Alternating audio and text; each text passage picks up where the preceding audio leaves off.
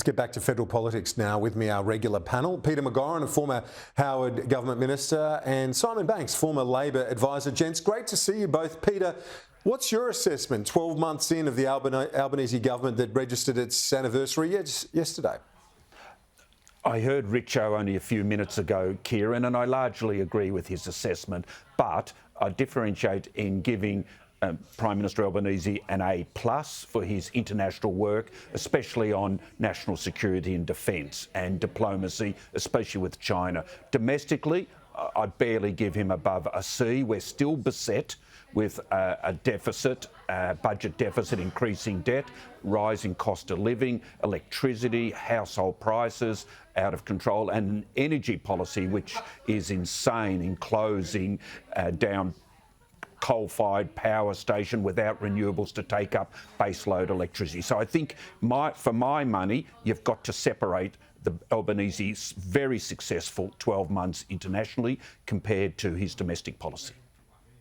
The domestic economy does remain precarious, Simon, with rates having been rising. You can see a scenario where if the likes of Bill Evans at Westpac and others, I think Gareth Aird at Commonwealth Bank, they're saying rates are going to start coming down at the end of this year, heading into the next election. But that's if the economy holds up in a half-decent way, Simon. So things still remain a bit uncertain on that front. Yeah, look, absolutely they do, Kieran. And look, I think if one thing we've learnt over the last number of years, you can't just assume that the global economy goes in the way that you hope it will. You have to be cautious and conservative. But if you look at the estimates the government's built into this budget, whether you're talking about resources pricing, employment, those sorts of factors, they have been very conservative. It's one of the reasons why they're likely to deliver a surplus in this current financial year and a relatively small deficit next financial year. These are all the hallmarks, though, of a government, I think, that is cautiously, methodically tackling those problems. And of course, the Australian people will ultimately judge them on their success over this next 6 to 12 months in basically bringing the inflation beast under control, gradually starting to see those interest rates come down. And if they can manage those things well, then they're going to set themselves up very well for the next election campaign. Peter, on The Voice, you've been quite sure that The Voice would get up, the referendum would be successful. Those numbers have fallen in recent months. Do you think that the Yes campaign has bottomed out now that the campaign is going to start? They really haven't kicked off the Yes campaign in terms of the advertising and so on.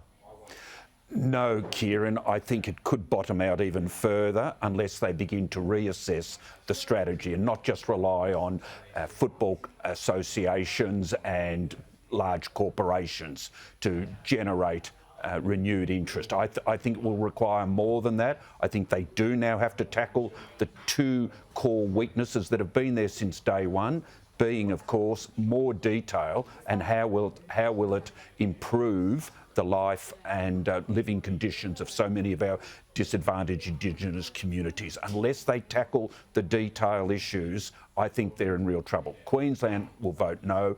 Western Australia likely will vote no. And all it requires is one more state. Mind you, I think it's hard to find any of the other states voting no. So you'll probably, at this stage, get a majority vote of all Australians, ranging anything between 50 to 54%. But you may not get the 3 states you require if there's not fundamental re-examination of the meaning and content of The Voice, not just rely on the advocates. Simon, the trend hasn't been encouraging to Yes campaigners. No, it hasn't. But, Kieran, I think we're coming up to a key inflection point in this debate. Essentially, in the next month, the debate about what the actual question that's being put to the Australian people will be settled, whether you agree with it or not. And that will be the basis upon which I think really conversations around workplaces, within families and out in the community will take place. That will be the ultimate question on which people are deciding yes or no. The Yes campaign tell us, and I think there's a lot of confidence that they are ready to have those person by person, community by community conversations. I agree with Peter. They're not going to win it through a glossy advertising campaign. They're not going to win it through corporate or sporting sponsorships, as important as they might be.